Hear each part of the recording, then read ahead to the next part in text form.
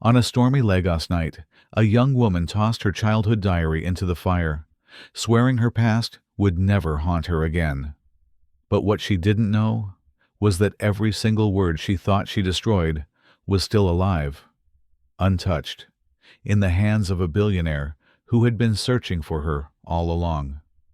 What happens when the secret she tried to erase collide with the wealth, the power, and the obsession of a man who refuses to let her words die? This is the story of love, betrayal, and the diary that refused to burn. The storm had a rhythm of its own that night, rolling thunder shaking the windows, rain carving restless streaks down the glass, and lightning slicing across the skies of Lagos like an angry painter's brush. In the corner of a dimly lit balcony, Adanna stood barefoot, clutching a worn, leather-bound book against her chest. Her hands trembled, not from the cold, but from the weight of what she was about to do. It was her childhood diary, the one thing that had carried every piece of her secret soul. The wind roared, the fire pit flickered with a hungry flame, and with one last trembling breath, Adanna let the book fall. The dry pages curled instantly, fire swallowing ink and memory alike. She stepped back, her heart racing as the crackling sound rose louder than the storm. For a split second, as the flames devoured her words, she swore she heard a whisper echo from inside the fire, a whisper that didn't belong to the storm or to her. Her chest tightened, her breath caught. Was it her imagination, or was her past refusing to die? Adanna blinked the thought away, wrapping her arms tightly around herself. She was not the kind of woman who let weakness linger, not anymore. By day, she was one of Abuja's most daring sustainable fashion entrepreneurs, the woman who had turned discarded fabrics and forgotten traditions into bold designs that dazzled runways. She was the girl the magazines called the African future stitched in fabric. But behind the glamour, behind the bold lipstick and steel eyes, lived a child who once scribbled secrets into a book no one was ever meant to see.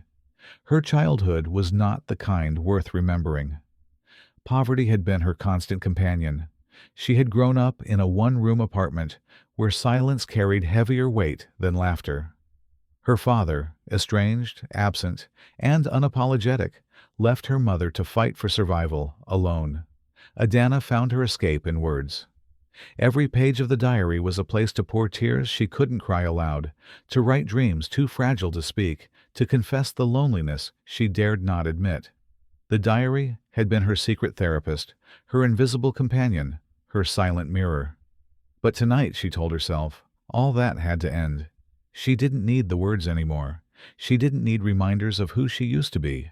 If she was going to rise higher, build her empire stronger, and walk into the glittering world of billionaires who judged ruthlessly, she could not carry a book full of her brokenness. The flames danced, brighter now, devouring her confessions, her first heartbreak, her hunger-filled nights, her sketches of dresses made from scraps of old cloth. She whispered, "Goodbye," as though burying a younger version of herself. A strange mix of freedom and terror surged through her veins. What if those words had been her anchor? What if destroying them left her adrift? But Adanna refused doubt. She straightened her shoulders and stared into the storm, the firelight catching the sharp edges of her face. Let the old Adanna burn, she thought. The world will only see the woman I have become. The sky rumbled as though mocking her resolve. She hugged her arms tighter. Somewhere deep inside, fear gnawed. The fear that no matter how much she burned, her past had claws that could not be erased. But she shook her head, refusing to let weakness win. She would not live in shadows anymore. What she didn't know, what she could never imagine, was that her words were not gone. That very same diary, in its exact form, still lived untouched. Hundreds of miles away in the heart of Victoria Island, another storm brewed outside a towering glass penthouse. Inside, however, silence reigned. The lights of the city glowed beneath the floor-to-ceiling windows. But Obinna Nwachukwu, Africa's youngest AI billionaire, sat unmoved, a velvet box resting on his lap. His eyes, sharp and restless, studied a leather-bound diary identical to the one Adanna had just burned. The book was pristine, unscarred by fire, untouched by time. He opened it slowly, carefully, as if turning the fragile pages of his own soul. The handwriting inside was neat but emotional, filled with words that bled sincerity, pain, and unfiltered dreams. The kind of words that only came from a child who had lived through silence too heavy for her age. Obinna leaned back, his penthouse filled with the hum of rain against glass, and red lines that had haunted him for years. He did not know her face, not yet, but he knew her heart better than anyone alive.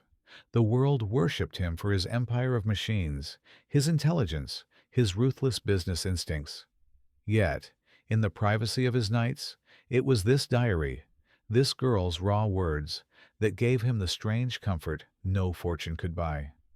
As lightning flashed across the skyline, he shut the book slowly and whispered into the empty room, his voice deep, deliberate, and heavy with promise. I finally found her words. Victoria Island never slept.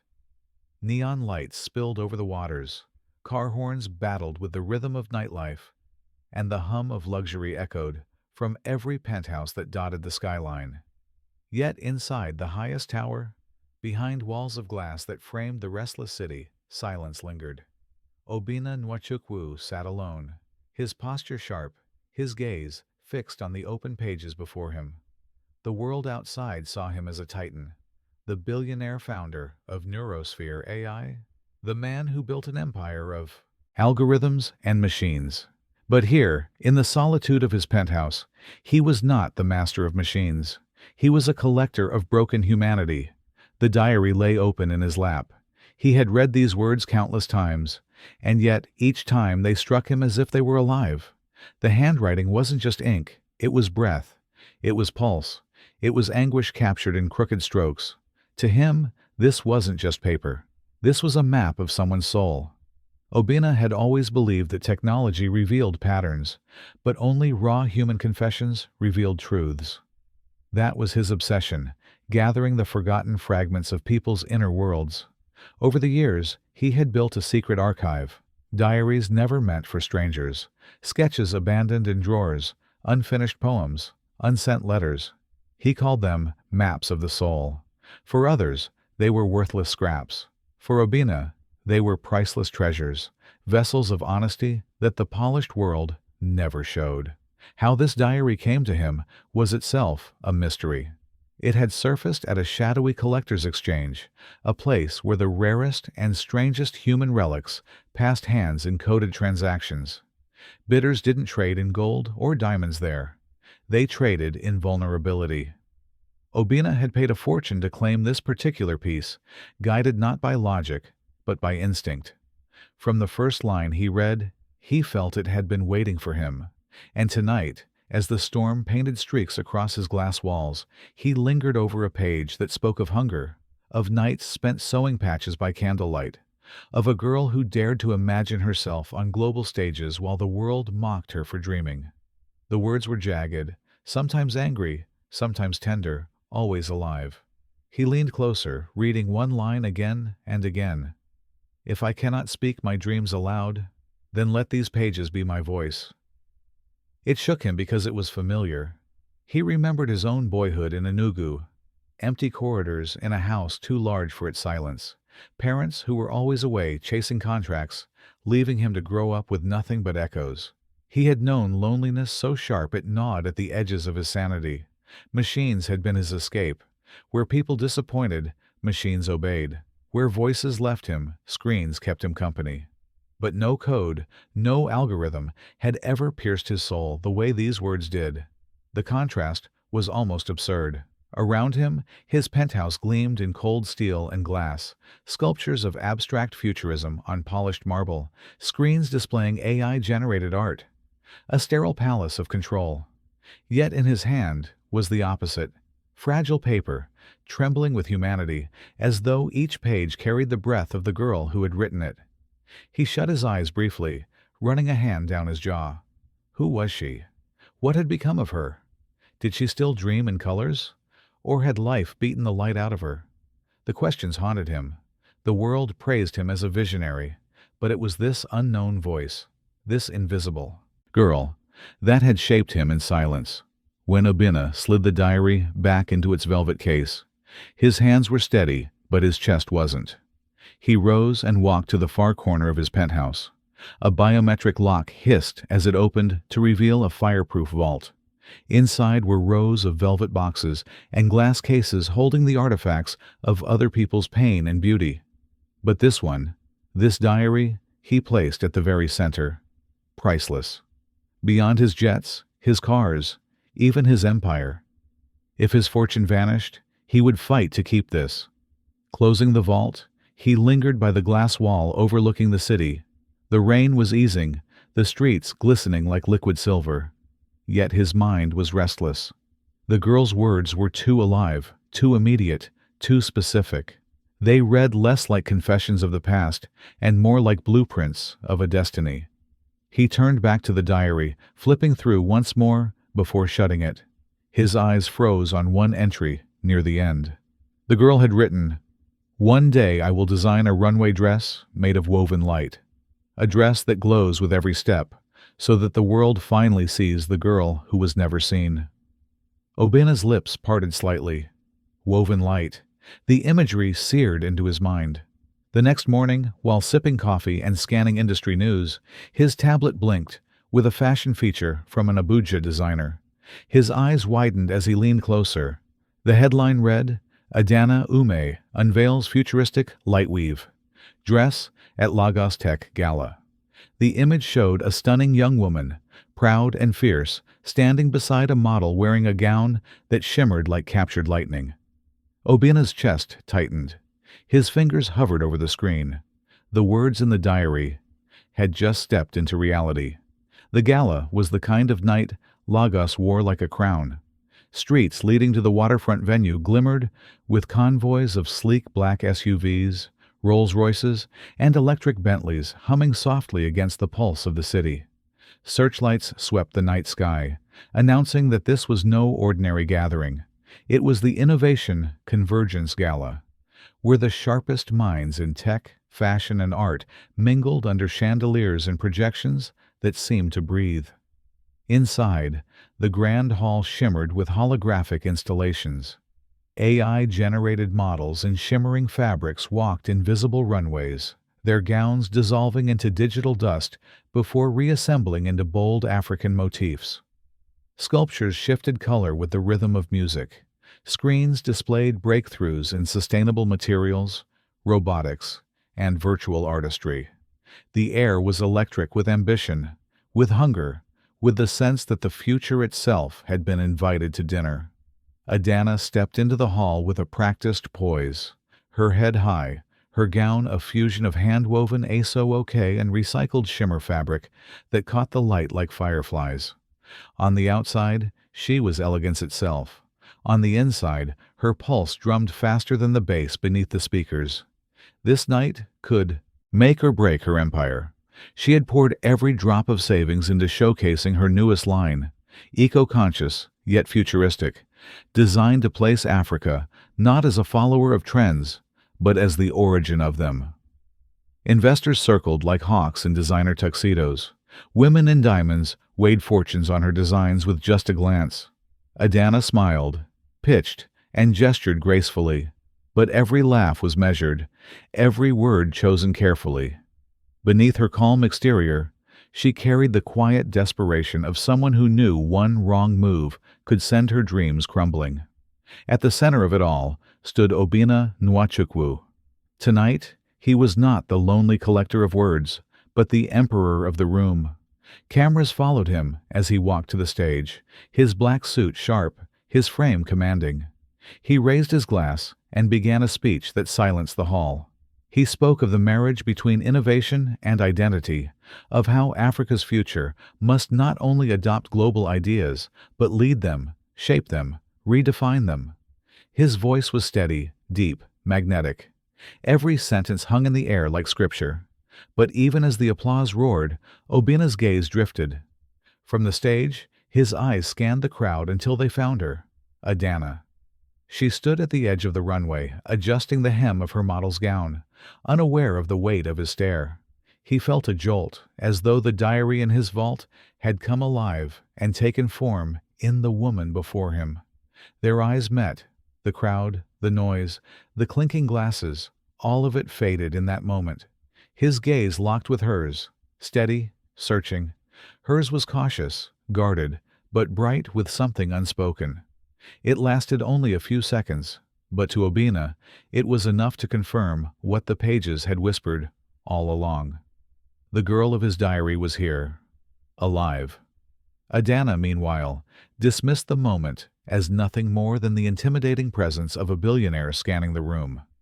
She forced herself to look away, laughing lightly at an investor's question. But in her chest, something fluttered, strange, unwanted, a magnetic pull she refused to acknowledge. Destiny had aligned their paths, but neither spoke. Not yet. As the night deepened, Adanna overheard two wealthy socialites near the champagne fountain whispering about the host. "They say Obinna isn't just into tech," one murmured. "They say he collects secrets, diaries, letters, things people were never meant to share." Adanna frowned, the words snagging in her mind. A collector of secrets? Who built empires on whispers and forgotten pages? She shook her head, telling herself it was gossip. But still, it unsettled her. By midnight, the gala wound down. Guests drifted out into the humid night, some triumphant, others defeated. Adanna returned to her modest hotel suite, exhausted but determined. She didn't know her designs had stirred more than business interest tonight. Because in his penthouse, Obinna sat in silence once more. The city glowed beneath him, but his focus was the diary spread open before him. His hands traced the ink, the familiar strokes of handwriting that had haunted him for years. Then, beside the diary, he laid a magazine clipping from the gala featuring Adanna's sketches. The signatures matched. The handwriting was the same. His chest tightened. His heart hammered. It wasn't just instinct now. It was proof. The girl who once wrote by candlelight, the girl who dreamed of weaving light into fabric, was Adanna, and she had no idea he already knew her deepest, most fragile truths. Obinna sat at his desk long after the gala ended, the city lights flickering below like restless stars. Before him lay the diary on one side, Adanna's fashion sketches on the other. His fingers traced the elegant swirl of her signature. He compared it against the loops and strokes of the diary entries. The match was undeniable. His instincts had not betrayed him. The girl who had poured her soul into those fragile pages had grown into the woman who now dared to stand before the world as a designer. But proof was not enough for a man like Obinna. Logic demanded evidence beyond recognition. He leaned back in his chair, called up a holographic interface from his desk, and activated Neurosphere's AI memory mapping system. Screens bloomed in the air around him, glowing with lines of code and shifting simulations. He fed the AI scans of the diary pages, cross-referencing them with signatures and designs Adanna had recently registered under her brand. The system mapped the subtle idiosyncrasies, the tilt of the letters, the emotional weight of pressure strokes, the unconscious rhythm of her hand. The result blinked onto the screen. 99.7% probability match. Obinna exhaled slowly, his chest tight. The AI had confirmed what his soul already knew. He turned back to the diary and flipped through pages he had memorized, but that suddenly felt new again. Lines about a girl sewing by candlelight, her fingers pricked by needles as she tried to stitch scraps into dresses. Dreams of gowns that glowed with light so bright they would blind the laughter of those who mocked her. She had been fragile when she wrote them, but now she stood bold before the world. Yet, as Adanna wrestled with investors, storms brewed on her side too. In Abuja, she walked into her small factory one morning only to learn her trusted partner had diverted funds meant for their expansion. The betrayal cut deep, but Adanna did not crumble. She refused tears in front of her staff. Instead, she summoned steel into her voice. "We will work with what we have," she declared. "We will not wait for anyone to give us permission to rise." Her words steadied trembling workers, But when she retreated to her office, her hands shook. The betrayal lit a fire inside her. Where others might have folded, she grew sharper, fiercer. Nights stretched long, filled with design sketches and calculations. She would not let this be her downfall. Meanwhile, Obinna found himself in conflict. Should he reveal to her that he had held her diary for years, that he had known her most private thoughts long before laying eyes on her? Or should he stay silent, protect her from the truth, and let destiny reveal itself slowly? The thought of breaking her trust before he had even earned it made him hesitate. But hesitation did not lessen his fascination. His admiration shifted into something darker, deeper, a dangerous attachment that teetered between reverence and obsession.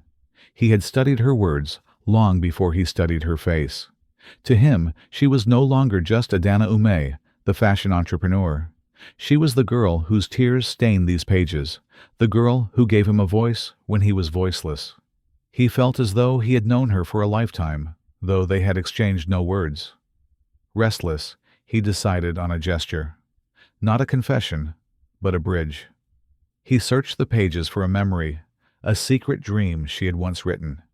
And there it was, buried in one entry from her teenage years. One day, I will touch silk from Morocco. They say it feels like wearing sunlight. Obinna made a call. Within days, a package was prepared. Rare Moroccan silk, delicate and luminous, sourced at great expense.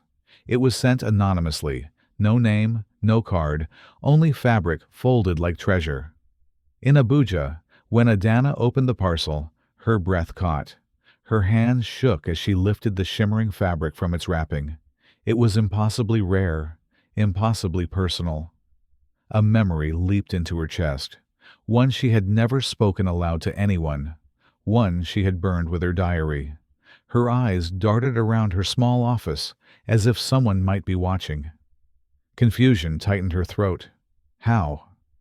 How could this detail have escaped the flames? She sank into her chair, the fabric draped across her lap like a secret come alive. Her heart raced with a strange blend of awe and fear. Because this gift wasn't just generous. It was impossible.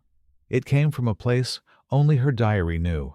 And the diary, she believed, no longer existed. Adanna's fingers trembled as they glided across the Moroccan silk. It shimmered under the soft glow of her office lamp, light rippling through the threads as though it carried the warmth of the sun itself. Her heart thudded painfully in her chest. How? How could anyone possibly know this dream? This secret had lived only in one place. Her childhood diary. The very book she had set aflame, page by page, until only ash remained. She pressed the fabric against her cheek, half in awe, half in fear. The sensation was everything she had once imagined, soft as breath, warm as a memory. And yet the beauty of it was poisoned by the unease creeping into her thoughts. Someone knew. Someone had reached into her private past and placed it in her hands. "Is someone watching me?" she whispered to herself, scanning the shadows of her office as though answers would step forward. For days, the unease lingered. At fittings with her models, at late night design sessions, even in the bustle of crowded Abuja streets, she carried the sense of unseen eyes tracing her every move. And yet, beneath the fear was something else, a strange, guilty comfort. Whoever had sent the silk hadn't wanted to harm her. They had wanted to understand her. Across the miles in Lagos, Obinna sat at his desk, watching her through memory rather than sight. The diary lay open, his fingers resting on the very entry she had written about Moroccan silk years ago. He smiled faintly, though it was a smile shadowed with conflict. Was this kindness or manipulation? Was he protecting her spirit or trespassing deeper into it? To settle the unrest in his chest, Obinna chose a more direct step. He reached out through official channels, arranging a meeting with Adanna under the guise of a potential investment. His reputation as a visionary made such invitations impossible to ignore. When the message arrived, Adanna's chest tightened. She had been seeking investors for months, but why would Obinna Nwachukwu, billionaire tech emperor, be interested in her relatively small fashion brand? Still, she accepted. Opportunities like this could not be ignored. The meeting was set in one of Lagos's most exclusive rooftop lounges, overlooking the lagoon with infinity pools that seemed to melt into the horizon. Adanna arrived dressed in understated elegance, a black dress of her own design, sharp yet graceful, her confidence worn like armor. Obinna was already there, seated in a private cabana framed by glass walls and flickering candles. He rose as she approached, his presence commanding yet quiet, his eyes fixed on her as though she were the only person in the city. "Miss Umeh," he said, his voice low, steady. "I've heard much about you." Adanna met his gaze evenly, though inside she felt an inexplicable tremor. "Then you know I'm not here to be patronized," she replied. His lips curved, almost imperceptibly. "Good. I don't invest in those who beg. I invest in those who fight." The conversation that followed was nothing like she expected. He didn't flatter her, nor did he shower her with promises. Instead, he challenged her, pressed on her business model, questioned her timelines, asked her what she was willing to sacrifice for her vision. At times, his tone bordered on harsh, but beneath it pulsed an undercurrent of respect. Adanna found herself bristling, then answering back, with equal fire. She defended her designs, her purpose, her refusal to compromise sustainability for profit. Their words collided, sharp and charged, but beneath the clash was a rhythm neither could ignore. By the time the night air cooled and the candles burned low, Adanna sat back, breathless yet strangely alive. This man, this billionaire who could have spoken to her with arrogance, had instead looked at her as an equal, even an opponent worth sparring with. And yet, through it all, his eyes had carried a depth she couldn't decipher. Mystery clung to him like his cologne. She left the rooftop unsettled, her heels clicking against the marble floor as she tried to steady her thoughts. He had inspired her, yes, but also unsettled her in ways she couldn't articulate. She thought of the ashes of her diary, the words she believed she had destroyed forever, and for the first time she wondered if some pieces of the past refused to stay buried. Back in his penthouse, Obinna sat in the dark, the diary open once more in his hands. His thumb brushed against the fragile paper, his mind replaying every word she had spoken that night. He felt as though he were standing at the edge of a precipice, one step closer to her, one step closer to ruin. He closed his eyes and whispered to the silent pages, a vow both tender and unsettling. "She has no idea I've been holding her soul in my hands." When Obinna chose to invest, not just money, but his time, into Adanna's brand, it raised eyebrows across Lagos. The billionaire who had turned down countless proposals, who never wasted minutes on anyone outside the tech world, was suddenly dedicating hours to a fashion entrepreneur. But Obinna wasn't simply mentoring, he was weaving himself into the fabric of her vision, guiding her work with the precision of a strategist and the quiet hunger of a man drawn closer than he dared admit. Their late nights became legendary in his skyscraper office overlooking Victoria Island. The building itself was a glass fortress, lit long after the rest of the city dimmed, its boardrooms transformed into creative laboratories. There, technology and fashion merged. Holograms, projected runway concepts, AI simulations, modeled fabrics under digital spotlights, and interactive designs shifted with a whisper of command. Obinna introduced Adanna to tools she had never imagined, amplifying her ideas beyond sketches and cloth. Together, they designed hybrid runways, digital fusion showcases that could beam from Lagos to Paris in seconds. Yet amid the hum of machines and glowing screens, silence often stole the air. Silences so thick, so charged, they became louder than their words. Adanna would look up from her sketches to find Obinna already watching her, his expression unreadable, his gaze heavy. She would quickly look away, her pulse betraying her. The tension was undeniable, but Adanna resisted. She had built her life on independence, brick by brick. To let a man's presence, no matter how magnetic, seep into her walls was dangerous. She reminded herself that many women had lost themselves in powerful men's shadows, their brilliance reduced to footnotes in someone else's empire. She would not be one of them. Obinna, for his part, admired that fire in her. He respected the way she fought him in boardrooms, refused shortcuts, and never softened her stance for approval. But what he never revealed was how much deeper his admiration ran. He carried a secret obsession. That diary, those words, the sense that he had known her long before she walked into his life. It was a truth he concealed beneath calm smiles and strategic advice, even as it gnawed at him. Their chemistry spilled out in debates that left both flushed and restless. They argued fiercely over business ethics versus profit margins. Obinna pressed her to scale faster, to dominate the global market with aggressive expansion. Adanna pushed back, demanding that sustainability and authenticity remain her brand's spine, even if it slowed growth. "You think passion can survive without profit?" he challenged one night, his voice sharp but steady. "And you think profit means anything without soul?" she shot back, eyes blazing. The silence that followed was electric, neither willing to yield, both secretly exhilarated by the clash.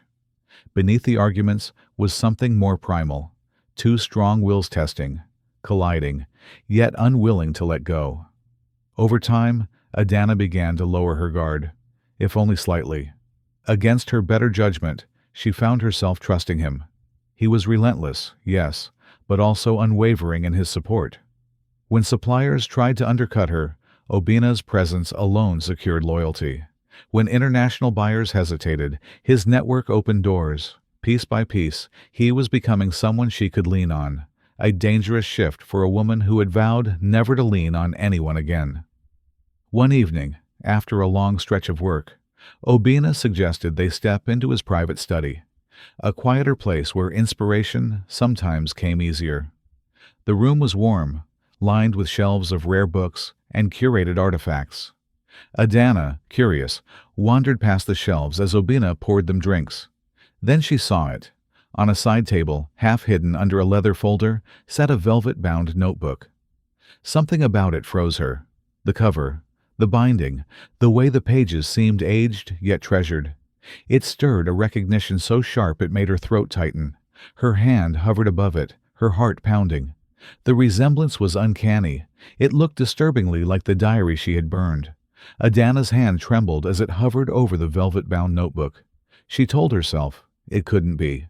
It was just another collector's piece, one of Obinna's eccentric artifacts. But something inside her whispered otherwise. Slowly, almost against her own will, she pulled the book free from the shadows of the leather folder and opened it. Her breath vanished. The first page bloomed before her in familiar strokes, the crooked letters, the shaky loops, the nervous corrections of a younger hand. Her hand. She didn't need to turn another page to know. She would recognize that handwriting anywhere. It was her childhood diary, the very one she had consigned to flames, convinced the fire had swallowed her secrets forever. Her chest constricted as though the room itself was closing in on her. Rage, disbelief, and humiliation crashed into her, all at once. "No," she whispered, the word trembling out of her mouth. This can't be real." Obinna turned from the bar where he had been pouring their drinks. His eyes widened when he saw what she held. "Adanna," he began, stepping forward, but her voice rose, cutting through the quiet study like a blade. "This is mine!" she shouted, her eyes burning with tears she refused to let fall. "My words, my secrets, my life." She clutched the diary to her chest, as though shielding herself from him. "How long have you had this? How long have you been, studying me?" Obinna's jaw tightened, his usually calm composure fractured. He moved closer, hands raised as if approaching someone on the verge of shattering. "Listen to me," he said quietly but firmly. "I didn't steal it. I didn't pry into your world to harm you. It came to me years ago. I found it. I kept it because it saved me." "Saved you?" she spat, her voice trembling with fury. "Do you hear yourself?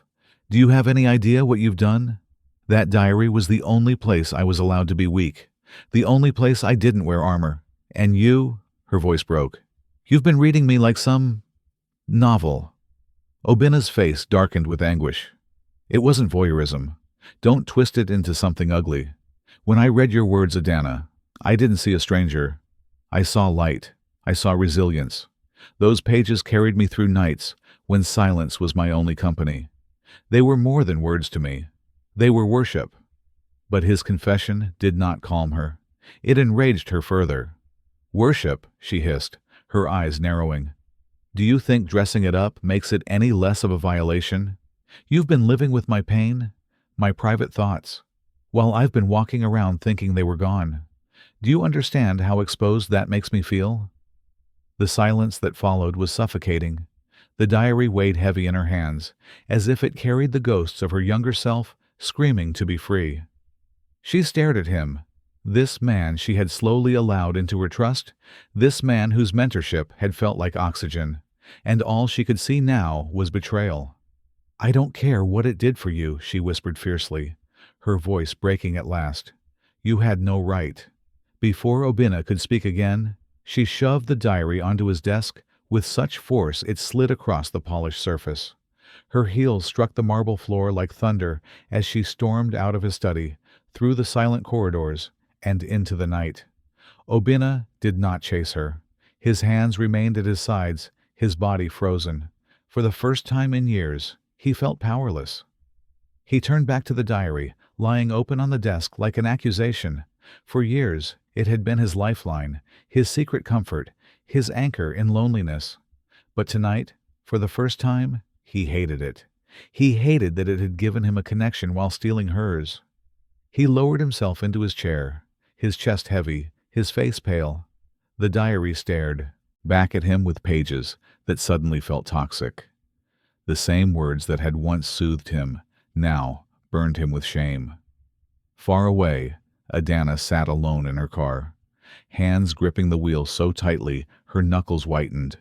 She had no tears left to cry, only the sharp ache of betrayal tearing through her chest. She had trusted him, not with love, not yet, but with something nearly as fragile, the possibility of it. And he had shattered it. The next morning, Lagos awoke to whispers that spread faster than the tide. A public announcement rippled through business circles and fashion boards alike. Adanna Umeh was cutting all ties with Obinna Nwachukwu. Not just in business, in trust, in everything. The days that followed were defined by silence. Silence in boardrooms that had once echoed with their debates. Silence in phone lines that rang unanswered. Silence in hearts that ached but refused to yield. Adanna ignored every call, every message, every gesture of reconciliation. Her number remained blocked to Obinna's private line. His emails bounced back with a single word: undeliverable. She built a wall around herself so high, not even the weight of his empire could scale it. Instead, she buried herself in her work. Her factory hummed late into the night, the whir of sewing machines replacing the conversations she once had with him. Without his resources, every expansion was slower, every breakthrough harder. Shipments delayed, suppliers withdrew, and creditors circled. Still, Adanna refused to bend. Pride and resilience were her armor. If she had to bleed for every inch of progress, she would. Yet behind her strength, exhaustion crept in. Nights stretched long, her bed cold, her thoughts restless. Sometimes, when the silence grew too sharp, she thought of him, of his eyes watching her with a mixture of curiosity and reverence, of the arguments that left her breathless, alive. And then she would remember the diary, the betrayal, the invasion of trust, and her chest would harden again. Obinna, meanwhile, spiraled into his own cage. Neurosphere AI expanded effortlessly, its stock rising, its innovations celebrated across continents.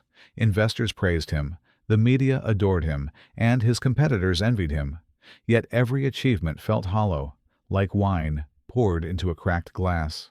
In his penthouse, the diary still lay on his desk, unopened since the night Adanna stormed out. He couldn't bring himself to read it anymore. Its pages mocked him now, accusing him of destroying the very bond he longed to build. Sometimes he would sit with it in his lap, staring at the handwriting that once brought him comfort, and feel nothing but grief. The emptiness gnawed at him. He had built machines that could predict patterns, analyze emotions, even simulate creativity. Yet he could not program her forgiveness. He could not code his way into her trust. And that helplessness was foreign to a man who had always bent the world to his will. Their worlds continued in parallel, both successful, both fractured. Adanna's brand survived but struggled, her once bright runway concepts dimmed by financial strain. Obinna's empire flourished, but his soul withered, haunted by the absence of her laughter in his offices, her fire in his debates. Both often thought of the diaries, the one Adanna had burned, the one Obinna still kept.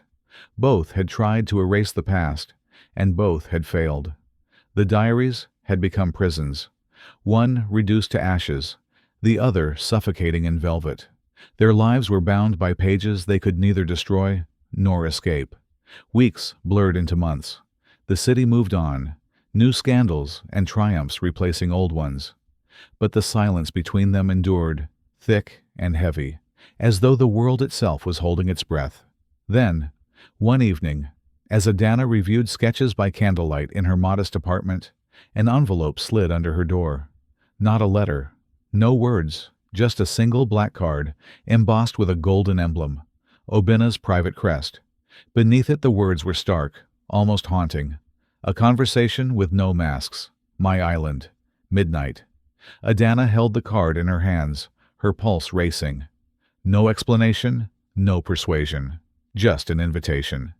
She stared at it for a long time, torn between fury and curiosity, between the urge to burn it and the hunger to know what truth lay waiting. At last, she placed the card on her desk, her hands trembling. The silence had broken. The sea was restless that night, waves crashing against the jagged rocks as though they too sensed the storm brewing in human hearts. The moon painted the secluded island in silver, casting shadows across the sprawling villa that rose above the shore like a fortress of glass and stone. Adanna stepped out of the sleek boat that had ferried her from Lagos, her heels clicking on the wooden dock. She looked up at the villa, her jaw tight, her chest heavy.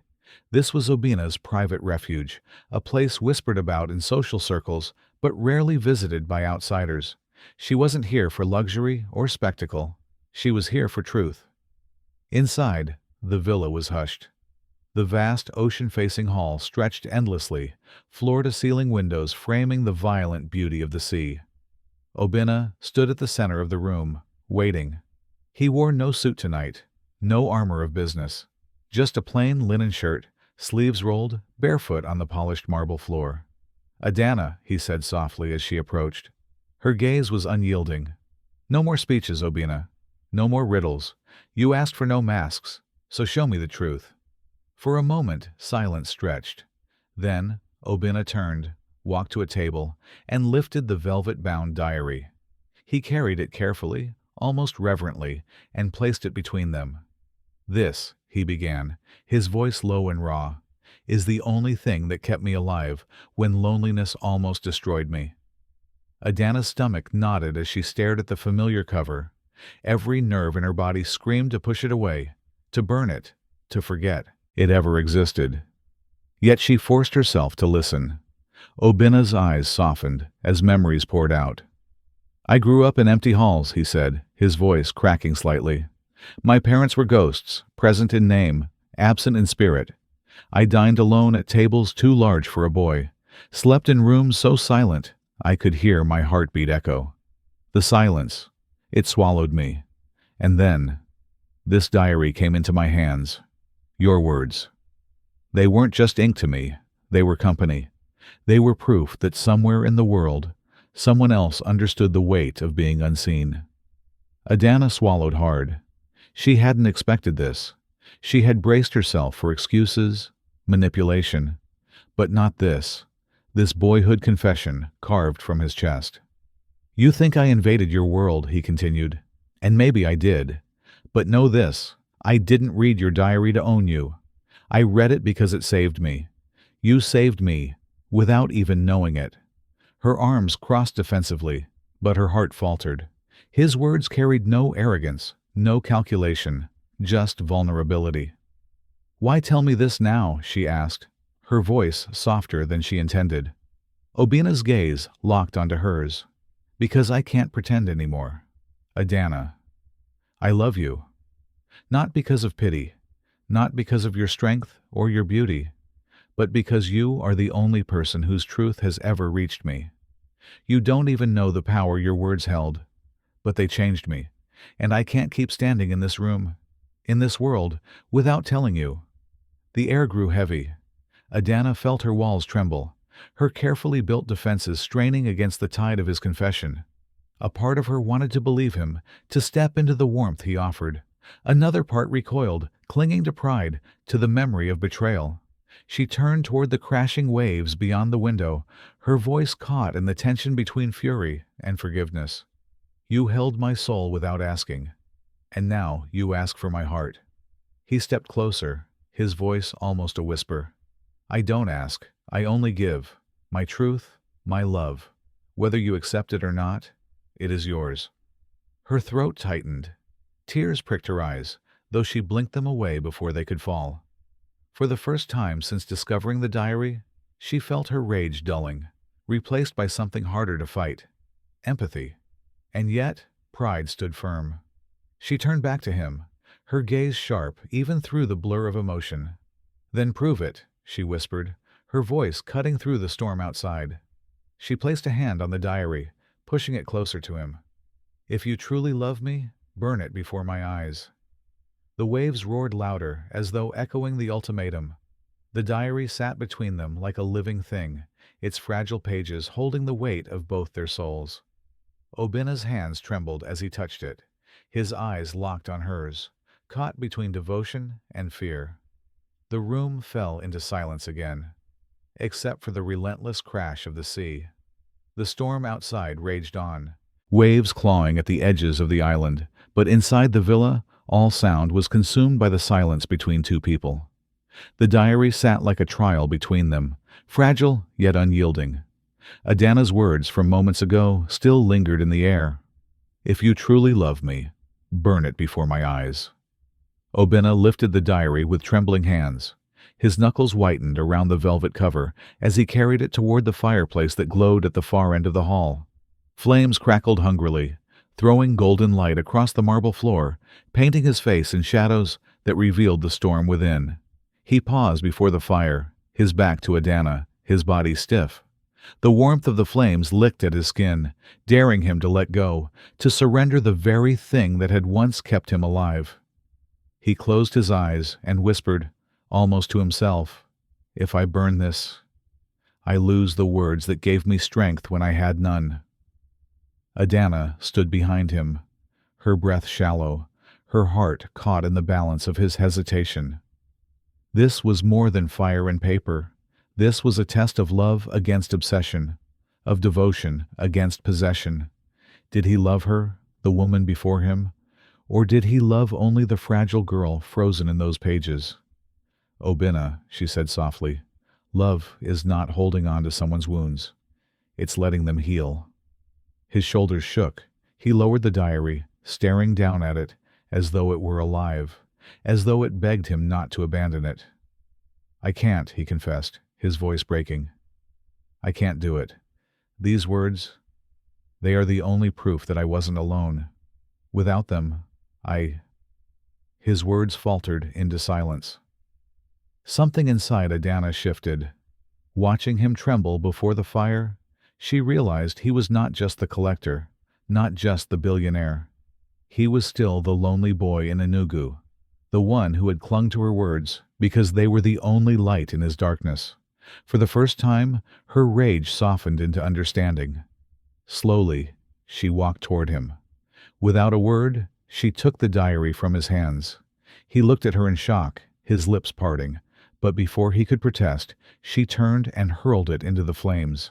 The diary caught instantly, fire racing across its pages, curling ink into smoke. The crackle filled the hall, louder than thunder.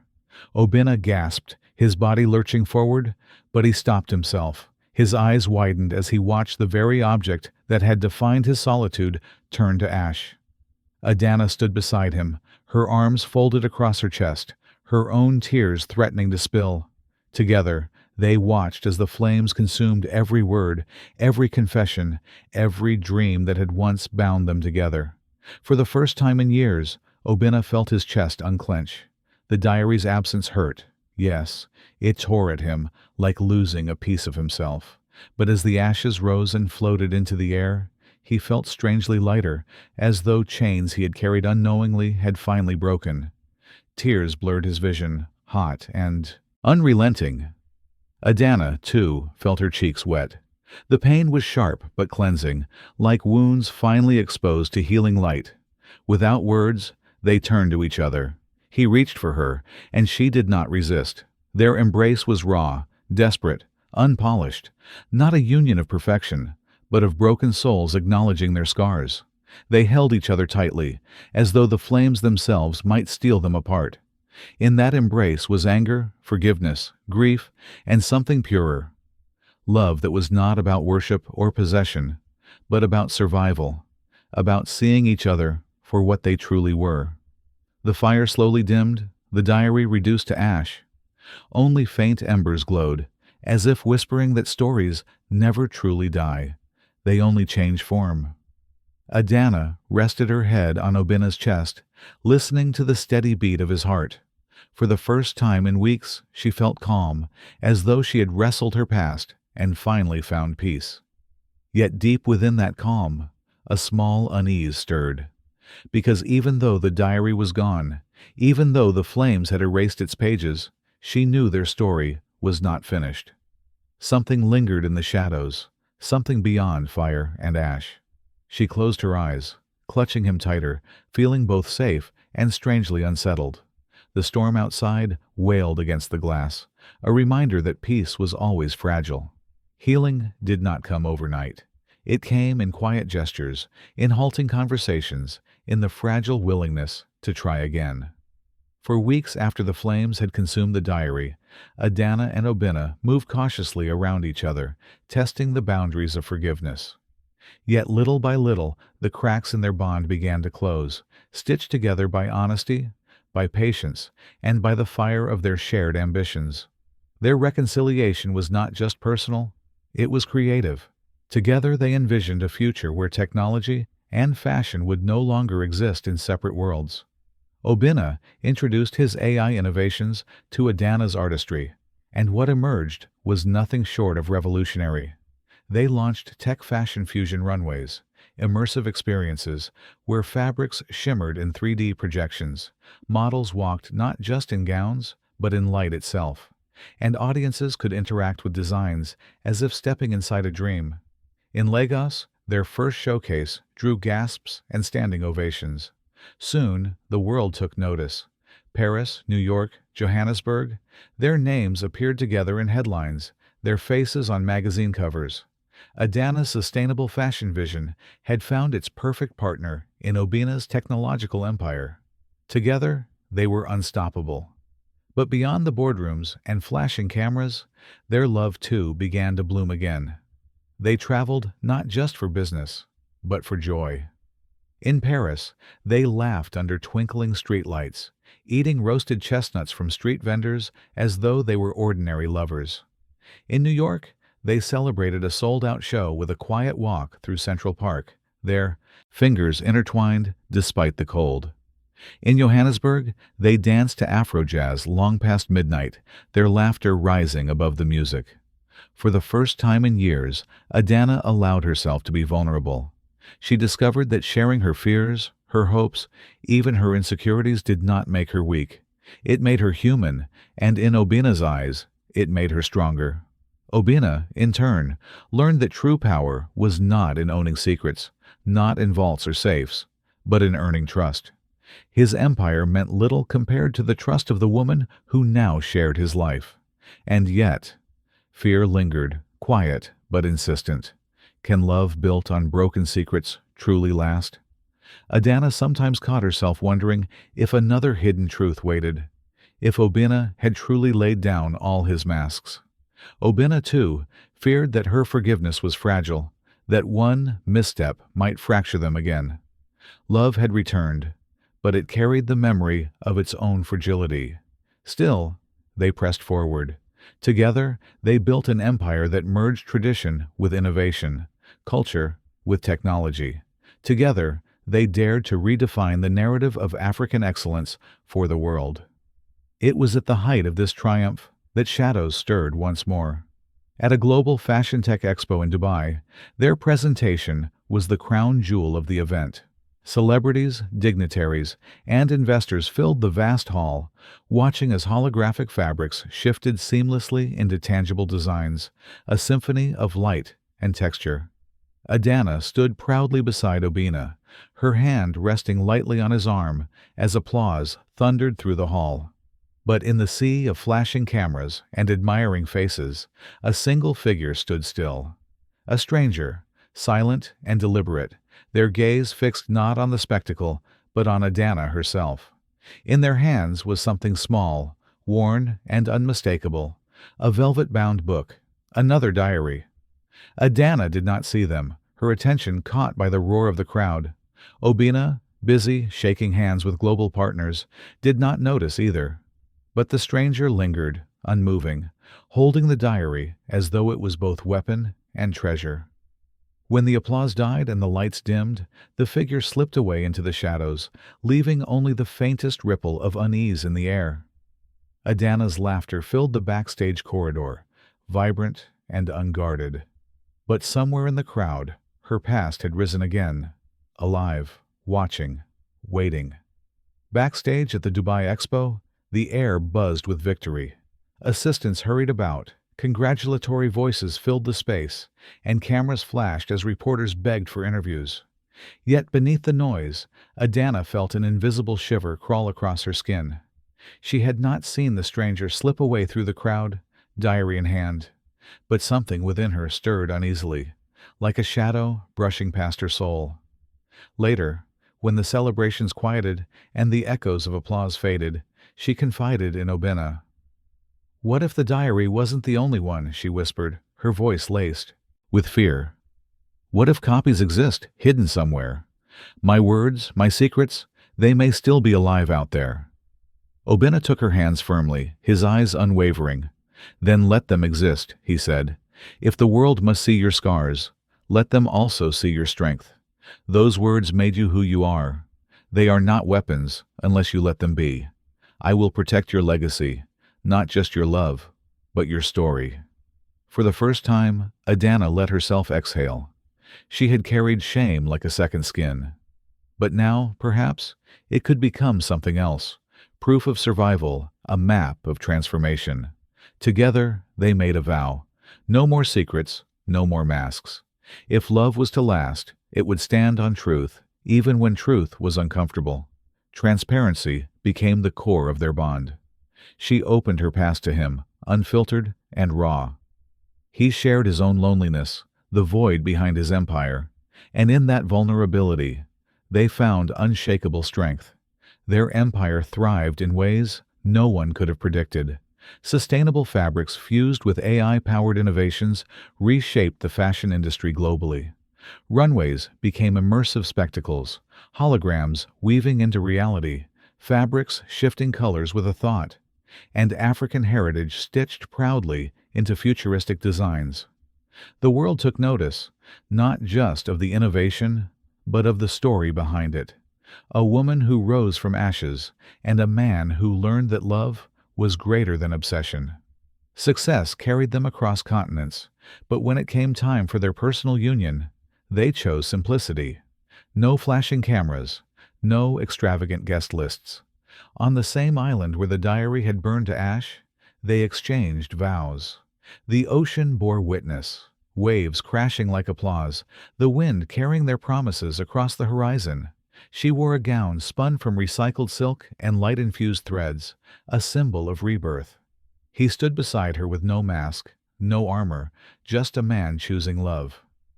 In the quiet after the ceremony, Adanna reflected on the journey that had brought them here. Ashes cannot erase memory, she thought, but love can transform scars into art. What was once her deepest shame had become her foundation, her power, her story. Yet even in joy, shadows lingered.